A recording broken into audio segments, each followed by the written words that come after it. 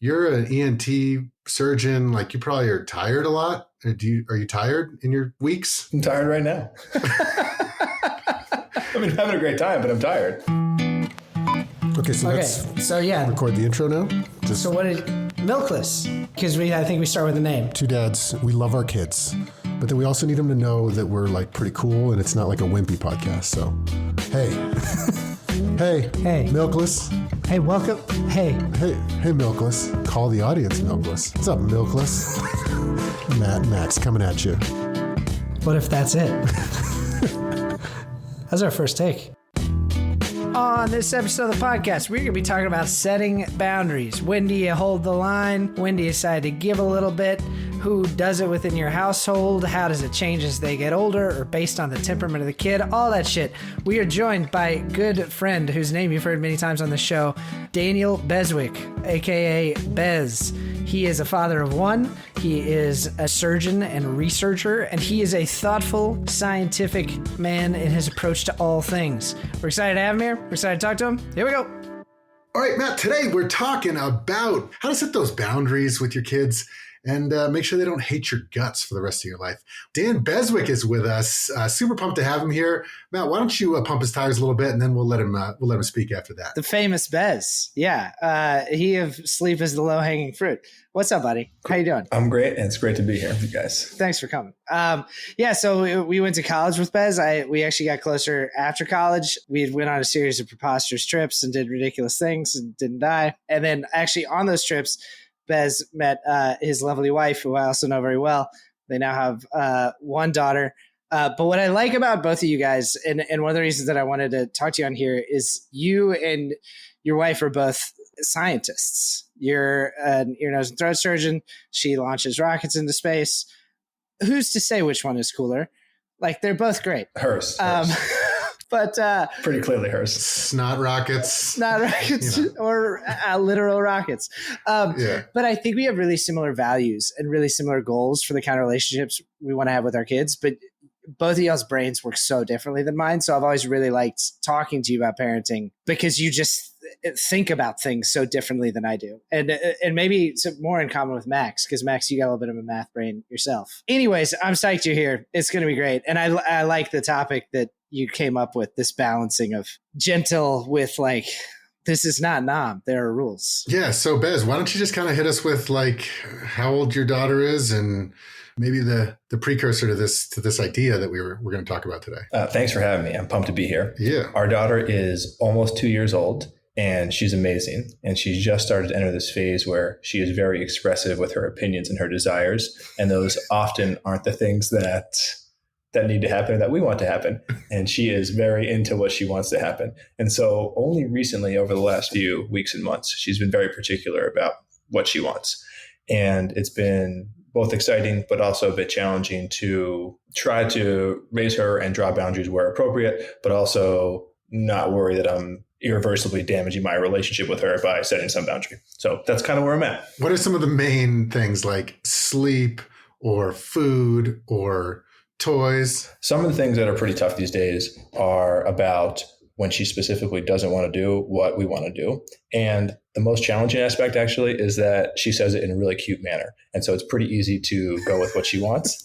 In fact, she's almost 2 and she'll say, "Dad, hang out. Dad, one more minute." And she just wants to like curl up in your lap and like not do what you want, like not get dressed or like not get in the tub or something like that. Uh-huh. And so that is challenging because you just kind of want to cuddle with her. Or I just kind of want to cuddle with her. But I also feel like I need her, 1, to do the thing that we need her to do. And 2, I think it's important that she recognize that she doesn't always get to make the rules and we have to show her what the right way to go about things are. Yeah. Our youngest is a similar age. And it is amazing how like that like drive for autonomy clicks on right around 2. And suddenly you hear the word no for the first time.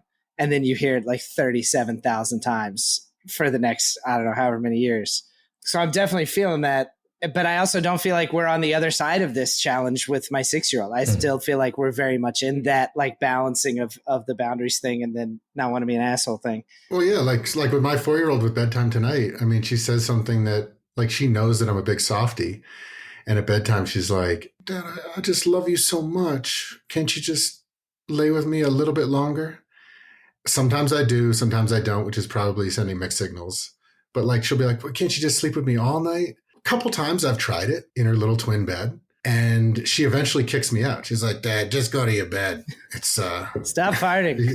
It's too big. It's too big.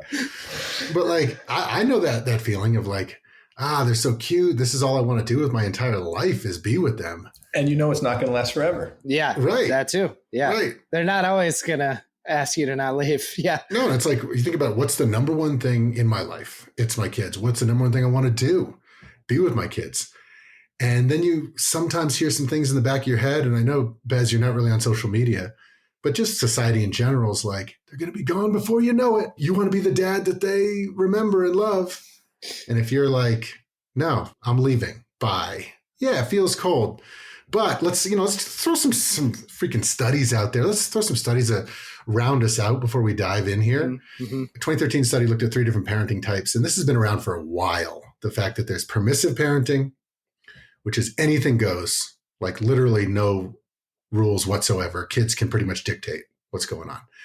There's authoritative, which is basically clear boundaries, but then love and nurture within. And as they get older, even democracy within. Anything can be challenged. There's discourse, there's discussion, but intense love and nurture. But whatever those boundaries are, you fucking hold the line. And then there's authoritarian. Basically, it's my way or the highway. Here are the rules, oftentimes associated with punitive consequences. Like, I'm going to take away your stuffed animal for a month because of X, Y, and Z, because you didn't, clear your plate, something like that. And a lot of the studies showed that authoritative was the only parenting style that had like positive influence on pro-social behavior, self-regulation. I mean, there's tons of studies about this where authoritarian is not really what we're talking about. I think we're probably talking about the difference between authoritative and permissive, but just to get authoritarian out of the way, like really bad outcomes, a lot more mental health issues later in life. But then the issues with permissive is a lot of times kids have had a harder time with authority later in life, harder with self-regulation. And that kind of makes sense too. I mean, we're obviously not talking about the extremes, but it's sometimes for me easier to see the extremes. You think about a kid who literally had no rules and could basically set their own agenda. I mean, that's really tough for a kid. The problems with authority that's pretty easy to understand because it's like, yeah, they're not used to anybody telling them what to do. So they really struggle with that at any point in their life. But the self-regulation thing I think is interesting because by setting those boundaries, you kind of have to act as your kid's prefrontal cortex planning brain, right? Because otherwise they just eat ice cream for breakfast. Mm-hmm. So part of our job is to like be the part of their brain that they haven't fully developed yet and that won't be developed for a long time. When we say like, no, you can't have ice cream for breakfast, we're kind of teaching them how to eventually say that to themselves. Well, yeah. I mean, also they're just interacting in society.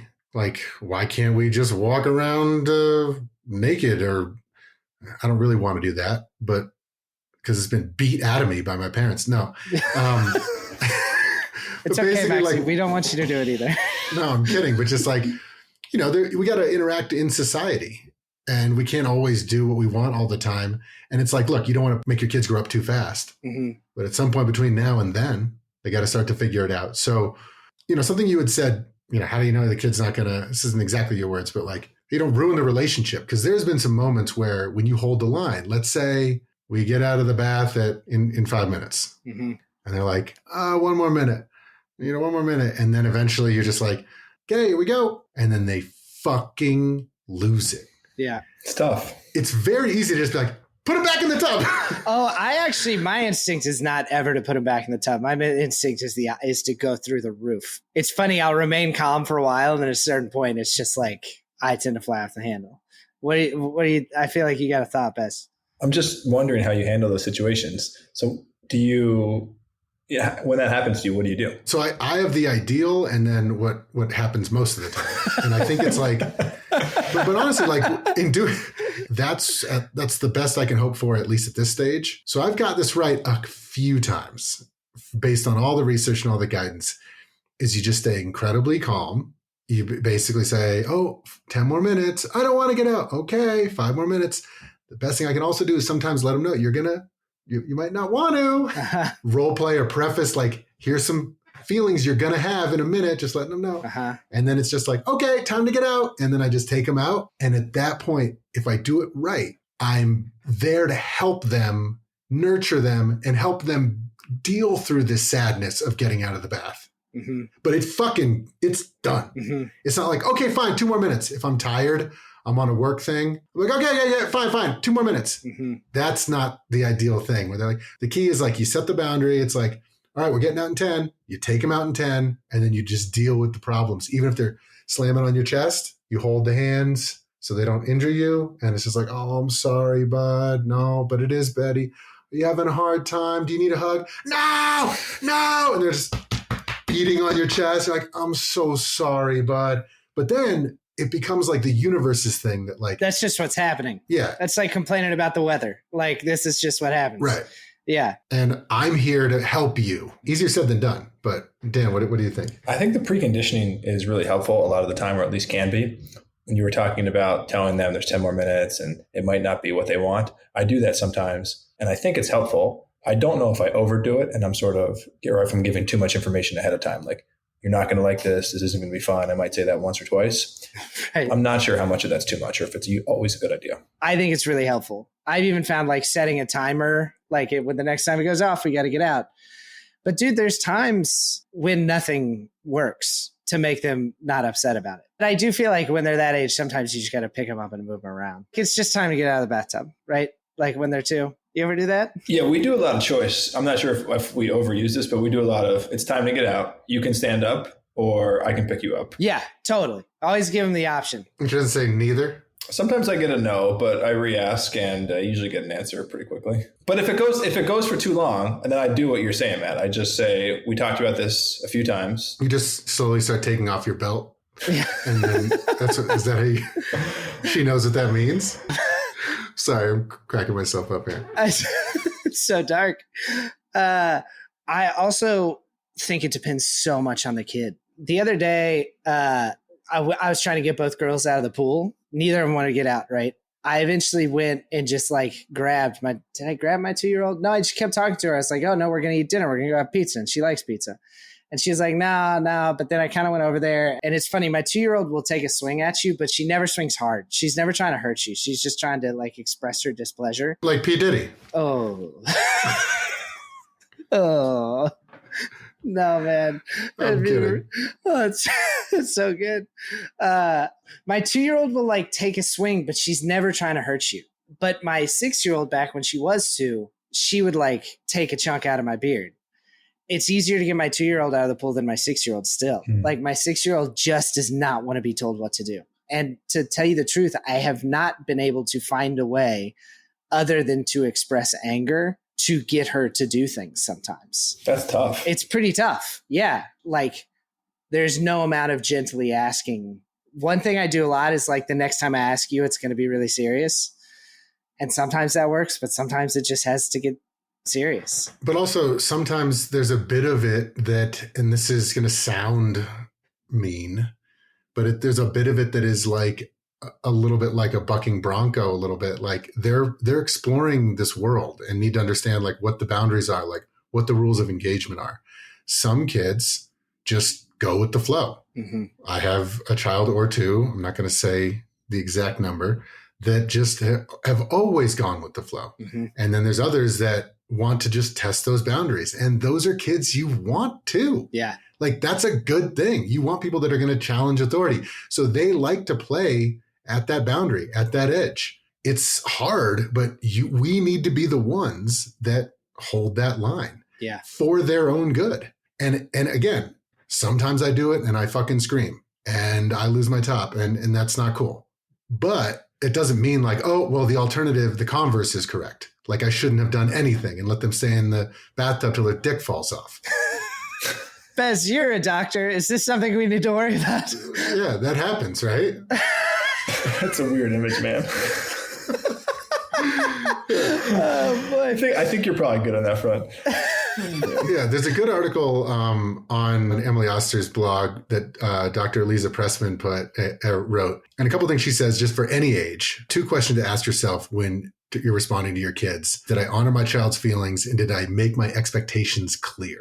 Mm-hmm. That's something that I fuck up a lot, right? Don't do the second thing. Well, I think the way you described it before was great in terms of setting the expectation or the preconditioning. And then for your bathtub example, I aspire to do that a lot of the time. I think my challenge is I'm still a little bit worried that being too firm in the moment could have some potentially negative long-term consequences, that I'm probably a little bit too soft some of the time. My wife would probably say that.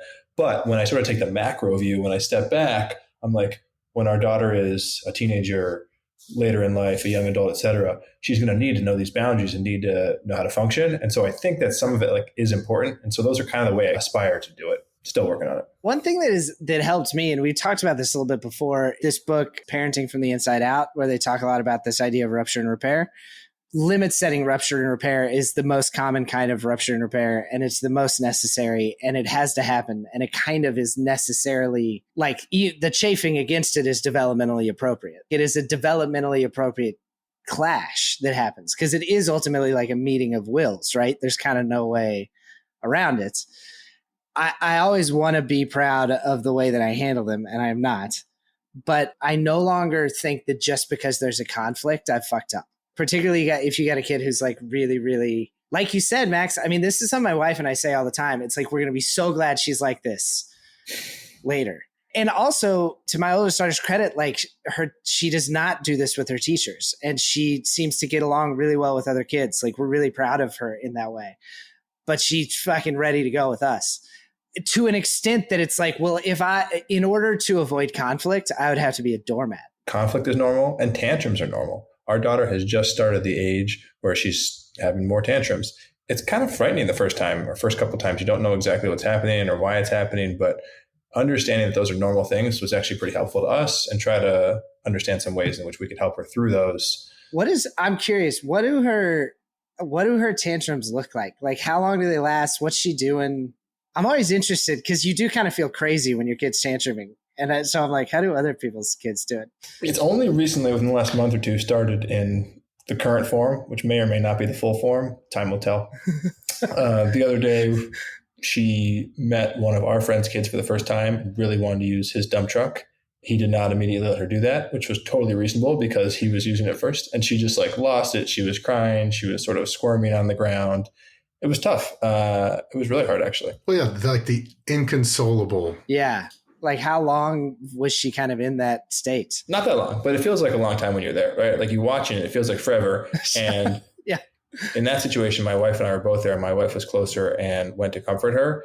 And even after that happens relatively quickly, our daughter is still kind of in shell shock for a little bit of time afterwards and sort of doesn't seem totally set or totally square. And so it's tough to watch those things. Yeah. Listen, just to throw some more studies to continue to round us. Now we're talking. 87% of 18 to 24-month-olds have tantrums. 91% of 30 to 36-month-olds. 59% of 42 to 48-month-olds. It's a 4-year-old right there. Yeah. Up to 4-year-old, 59%. And then get this, 5 to 7% of 1 to 3-year-olds have tantrums lasting at least 15 minutes. Wow. 3 or more times a week. Fierce. 3 or more times a week. Wow. That's normal. I mean, for 5 to 7%, not the majority, but that's not abnormal. That's not nobody. Never happened. Yeah. Not to pimp you on the spot. How do they define tantrum? Total loss of shit? Or yeah, so it naturally decreases as they get older, the severity and length. Okay. But they're basically just an inconsolable crying situation about something that is not fucking important. I think that was the actual language. Scientific. But to them it's all that matters in this world at this time. Huge. It's all that matters. Yeah. This episode is brought to you by Violet Archer in The Case of the Purple Martin. And here's a little excerpt read by the author, Matt. Swings are another nice place to talk because you only have to look at each other if you want to. I waited while Martha Mom caught her breath. She tries to keep me from noticing when she gets tired, but I really don't mind. She's still fun to be around. Might even be better talker than Papa Dan. And just like she said she would, she started at the beginning. The room you've been staying in was your dad's old room from the time he was about 5, all the way until he turned 18 and went out to start building his own life. Martha Mom paused, taking one last deep breath before she got to the hard part. Your dad is younger than his sister and brother, your aunt and uncle, so he was the last of our kiddos to move out. All 3 of our children had gotten so big and so ready for the world that they had left our house. You believe that? I didn't really believe it. People are always trying to tell me I'll live in a different house than my parents someday, but I honestly just can't picture it. Check the podcast description for a link to buy the book or search Violet Archer on Amazon and buy it today. I think the thing that I learned from Matt, and then I just like substantiated it again, like reading about what Dr. Eliza Pressman had said. So what I used to do was I would hold the line and I would do love and nurture. The one thing I kind of was doing that I changed my game plan up a little bit is Matt was like, he's like, I'm not loving your consequence. My end of the line was oftentimes taking a toy or something that they haven't played with in a few days and putting it above the fridge. And Matt's like, yeah, it's a little bit punitive though. She like hits me. I'm like, oh, well, if you hit again, we're going to take away your coloring book. And Dr. Lisa Pressman says you want to do connected consequences, whether they're natural or logical. Natural being, you don't run on that fence because you're going to fall off and crack your head. Like you let them do it if it's only like a 1 foot, high little knee wall, let them fall. That's a consequence. It's natural. Logical is something like Matt said, oh, you're not going to eat your dinner. You're going to kind of like be a little shit. Like, don't say that, obviously, but probably said that at some point. You're not going to have time for our stories, And I think what I would do now, instead of I don't put the coloring book over the fridge. I just remove them from the situation. Like, oh, if we're going to be freaking out at dinner time, like I'm going to have to take you downstairs and, we're going to have to relax together. Yes. And I'll do the thing where I'll bring her into her room. It's not a playtime. I'm not going to like be like, passive aggressive and shitty to the kid, but I'm also not like, let's play Barbies down here. I'm just like, we're just going to relax down here together. And sometimes she's super mad or he's super mad and they're just fucking losing it. But having those connected consequences, like, oh, you can't be in this social situation. You're literally disruptive for the whole family. Then you're just going to be moved to a separate space with me. And I'm going to help you work through that situation. Yeah. That is, I think, one of the hardest things about it is like, I didn't think about this much before I had kids, but having the ability to let other people have really strong feelings around you without having them yourself. That's something I didn't think about a lot before, but now I feel like that's incredibly valuable. And I feel like my wife is pretty good at that. She can like have a kid be really upset, pick that kid up and not herself be upset, which is what the kid needs more. Yeah. My biggest thing is like not always needing the kids to be happy. Yeah. Like, for example, we're leaving Dave and Buster's. We go there once a year to play the video game arcade stuff. I know I'm walking into a fucking buzzsaw. I know what I'm doing. I know I'm doing fucking heroin under a bridge when I do that. That's a great once a year. That's so fun. Like, that's so great. It's so fun, but it's like, I know. And I actually started prepping days before. I'm like, every time we've left, everybody cries. So just saying, I'd love to leave here. And then on the drive down, I'm just like, just think about it from my perspective. I'm just the person that was an 8-year-old and a 6-year-old and a 4-year-old, just like you guys one day. And now I'm the dad, I guess. And we're going to go to this really fun place. And I'm already thinking about going next year. Should we go? How do you think it felt? How do you think it felt last year? This should be our first brand tie-in. We should just film you coming out of Dave & Buster's with your sobbing children and then just put like the logo up there and be like, that's how fun it is inside. I'm sure they'd love that. Who wants to leave Dave & Buster's? Why would you want to go back to normal life? The other thing that's hard about those moments is like they usually come right after you've done something exceptional for them. So it's like you've just all day been delivering Dave & Buster's crack to your kids. And you're like, we got to get out of here. They're like, well, this is the worst fucking day ever. Right. Why'd you do that to me? Right. And I guess the prepping, I was trying to help them become adults and stuff, which I'm cool with the fact that I did that. But also the thing that I don't like that I do sometimes is like, when we do leave, to your point, Matt, I'm like, I expect them to be following my thread in my head. And I'm like, are you serious, guys? How ungrateful. Uh-huh. I just took you guys to fucking Dave & Buster's and you're acting like this to me? Uh-huh. Oh, yeah. Like we're going to do this next year. Like, as opposed to like, if I can step out and see if as a third party observer, it's very easy to see. Like, of course.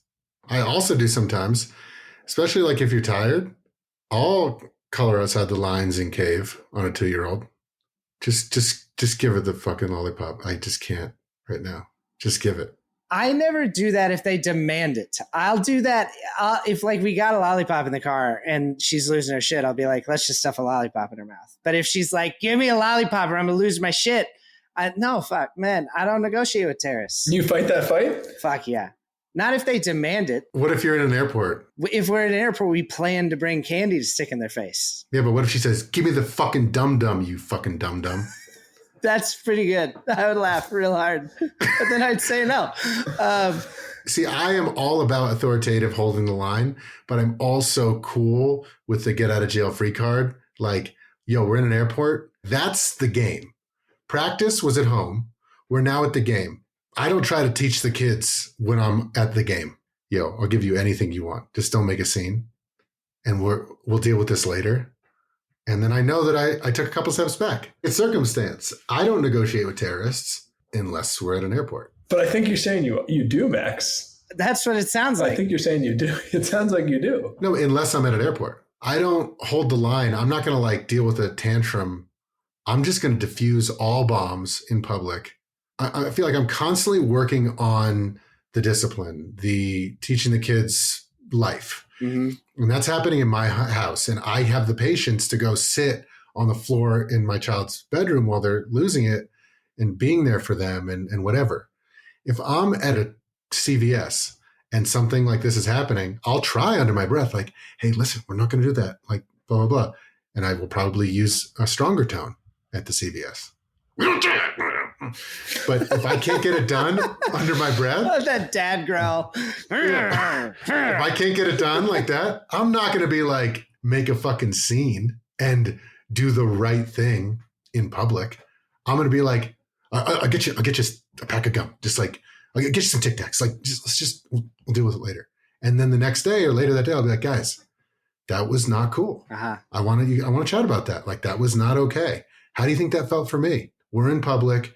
You were being super rude. You guys threw a fit. That's just not okay, guys. And actually, it's a way more effective time to talk to the kid. It's true. Than like grandstanding and like rubbing their nose in the shit in the CVS when all these people are looking around. Yeah, it's interesting. You just don't want to do it in public. You don't have to do it in public. Your point about circling back the next day is intriguing. I'm not sure my daughter is of the age where that commonly works, but that's a really interesting point. I didn't anticipate your strategy going there. That makes a lot of sense if you go that route. They're definitely in a better state to process it when they're home, they're in a comfortable environment, and they're not freaking out about whatever, and they can think about the things that you're saying. It makes a ton of sense. Max, we're probably not that different as far as that goes. Like, I don't want to have meltdowns in public either. And we will bring stuff that we know will hopefully make it go better. But I have always worried that like, if like that works for her, it's going to work all the time. I've felt that it's like pretty necessary, like to just, if I've said no, which is not to say, and this is a complication of this, if she makes a good argument, I'll change my position. Yeah. Which sucks because you're signing yourself up for permanent argument. But what if she's making a horseshit argument? Yeah, then it's not going to happen. In public? Yeah, in public. I'll pick her up and we'll leave. We'll like go outside or something. I think that's more damaging. Interesting. Than just like giving in? 100%. Disagree. I think honestly, like it cuts too deep. Especially with older kids, I think it cuts too deep. I mean, I was doing it a lot with our first kid, like a ton. Something through this podcast is just like, it's not worth it. And I think it causes more, they get fucking real pissed. And it's like, are you really teaching the thing? And our kids are still super well behaved. You know what I mean? It's like, I think sometimes you just got to like get out of jail free and also not have them feel like really bad in front of people. Yeah. I mean, you said it before on a previous one that you said something that needed to be said, but then you said your daughter said like, but you said it in front of all those people. Yeah, that's true. So sometimes if they're testing you at that perfect time, the punishment that is a good what's the word? Connected consequence is you go home and it's like, we're going to need to chat about that for like 45 minutes. That's interesting. Sorry, no, we got to chat. We got to chat about that. And that's so fucking boring. As you were talking about it, I was realizing like I can't actually think of a whole bunch of blowups we've had in public. Our hardest stuff is at home, like when it's just us. My daughter generally she doesn't want to have it be a whole scene when other people are around either. She's like you. She's like, I don't want to make a fucking scene. Yeah. What's interesting is that, like, I don't know. Tell me what you think, Maxie, because you got older kids. Like with the 2-year-old, it's so easy for me to set the limit and then just go be sweet to them. And with the 6-year-old, it's like I set the limit, but by the time I've had to really set the limit, it's been tested. Like I'm already fighting being angry because like I feel like it's being tested in a way that's like not very respectful, frankly. Yeah. But probably the best thing to do with the 6-year-old would be to just set the limit and then go hug on her. But for some reason, that's way harder for me. It's harder for me the other way around. I think the older ones, like, you can reason with them, not right away, but for some reason, I can do it easier with older kids for some reason. Interesting. Because I identify them. I almost feel worse for them. I'm so sad for you right now that you can't handle this. Whereas the little ones, I'm like, tend to grind my gears because it happens way more frequently, I feel like, with the younger ones. And God, it may also just be the kids too. It may not be about like age. It may just be the specific kid. It's hard to know. Well, yeah, certain kids that push super hard. Do you, Bez, if you had to guess, because I feel like by 2, you're starting to get some personality, some like an idea a little bit of who they are. Does she seem like she's going to be a fighter? Does she seem like she's going to be... So hard to tell with just one. It's hard to tell with just one, isn't it? I wouldn't know. You wouldn't know. Yeah. If I had to guess, I feel like our daughter is pretty happy most of the time. And she definitely pushes the boundary, but it feels like having talked to other people with kids of about the same or somewhat older age, e.g. you guys, it feels like so far she hasn't been really like as much of a fighter as... not fighter, but as independent, perhaps, Matt, as you had mentioned that your older child was. Yeah. So my guess is that she'll probably be perhaps a bit more go with the flow, but I'm not entirely sure. She changes so quickly that every week or every month is drastically different from the prior month, and it kind of feels too early to tell. Yeah, that's what's crazy about especially the 2-year-old and 3-year-old age. Like they'll just be going, and then all of a sudden, like I remember with teething, kid is great, we got the best kid ever, and it's like, next week, it's like, no, he's turned. He's turned on us. He's fucking rotten. He was a bad egg the whole time. We have a bad egg. Yeah. Like this one would have been, dumped in the river in the 1700s. Like, this is a bad kid. And then it's like, oh, he's just teething. And the tooth pops through and he's back to his good old self. Yeah, it's like, dude. Hey, so sorry. But yeah, like you change on a dime. And also the other thing I remember is like what used to work.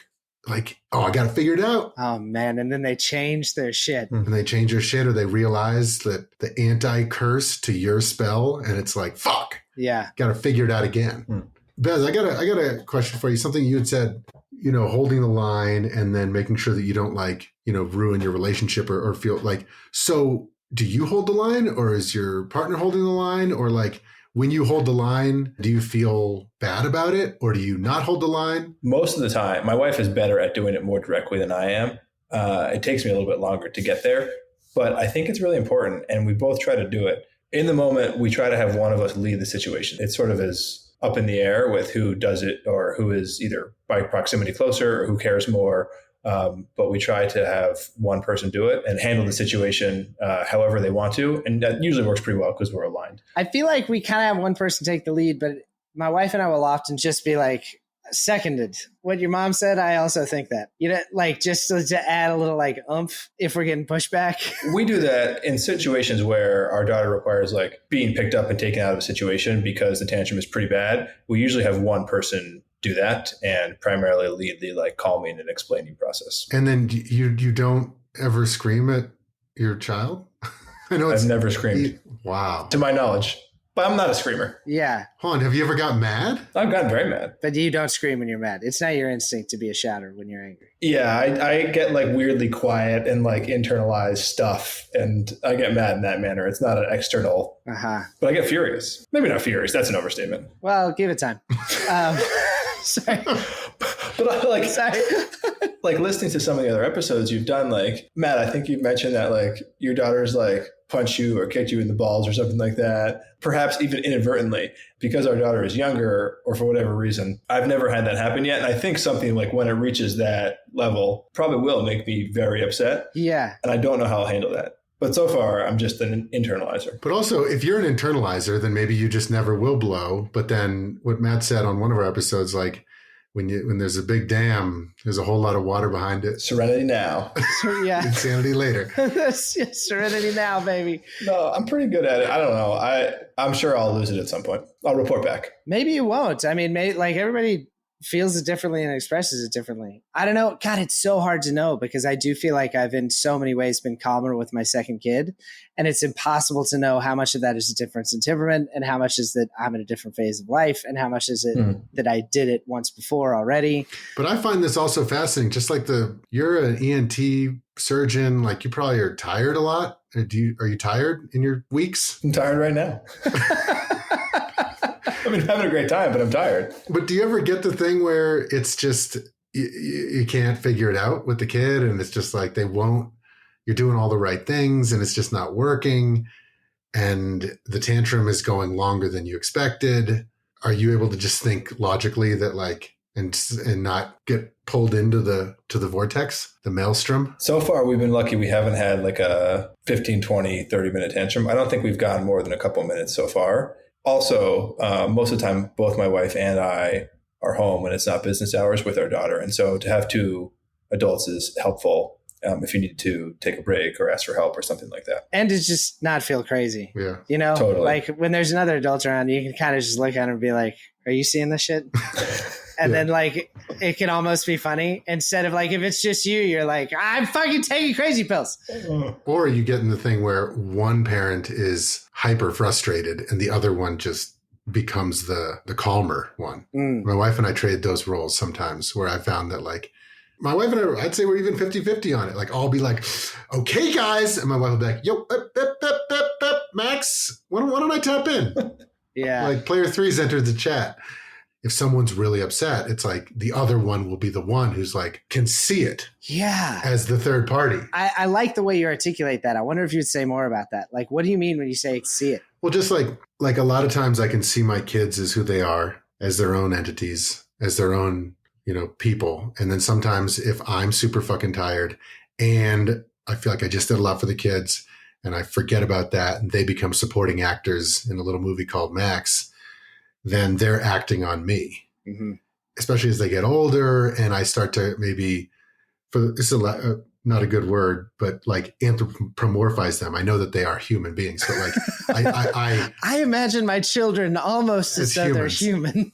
But whatever that word would be to mean adults, I adultropomorphize them, especially when the kids are super intelligent. Like my 8-year-old can beat me in chess and then he'll do something. And I'm just like, I feel like it's one of you guys acting a fool. You forget that they're kids. There's, that dude that wrote Parenting from the Inside Out. He also co-wrote all of them, I think. Whole Brain Child. He's like a kind of a big dog in the whole world of like attachment theory. He wrote all these books about all these different things. And like the further along he got in his work and his writing, the more he got back to just this idea of you just need to be attuned to your kid. And I think what he means by that is like, you need to be reacting to what they're doing and who they actually are, not what your picture is of them and how they're making you feel. And he kind of says it's basically just be present. Just be present and aware of who they are and reacting to who they actually are and not to your own conception of them or your own extrapolation of them into adulthood or your own like whatever bullshit you have from how you were raised, which is kind of what you're talking about. You're like, when I can't see it, when you can't see it, you're really only seeing yourself. I do still feel like I'm trying to figure out how to do it right with my oldest. This is what I want to say. I feel like I've talked a lot about how my oldest likes to fight with me, but she's the coolest fucking kid. I really do think it's all to her credit. She just very much believes in herself a lot. Man, we went to this, we'll cut this, but we went to this thing at this park and they had a big dance party afterwards. And there were like 100 people in there. And there was DJ. She's never seen a DJ in her life. And there were like 100 people dancing there. And she just walked right up to the DJ and requested a song. And I don't think she even knew that was a thing you could do. She was just like, I got an idea. You know what would be good in here? And she just went and told him. And then he fucking played it. And whatever makes her kind of an asshole to me sometimes also gives her the whatever to go do that. She just like believes that she has a place and a voice in this world. And I think that about my youngest too. But part of that for my oldest means like, she's not just going to take my word for it. It's an interesting thing to try to parent because she's so fucking cool, but she doesn't always make it easy. Anyways, thanks for indulging me. Yeah, man. I felt like I was too hard on her. I don't want to be hard. She's like my favorite person, except for my other kid. For sure. No, but it's not, shit ain't easy, man. Especially like as they get older and stuff, like they will test you. Yeah, I bet I don't know what's coming. It's nice to hear from you guys some of what's coming. Thanks for coming, man. Love it. Yeah, I think we've solved it. Brought to you by Violet Archer.